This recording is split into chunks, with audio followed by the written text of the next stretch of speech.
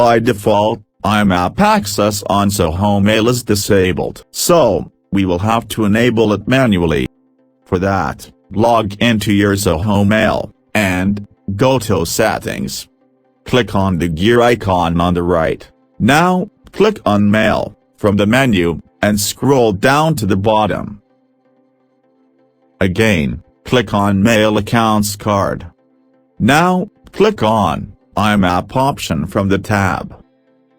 There you will find all the related settings for Imap. Click on the Imap Access checkbox to enable Imap access. And make sure to click on Save button afterwards. We have now successfully enabled Imap access on our Zoho Mail. Now you will be able to use your Zoho Mail on third-party mail clients.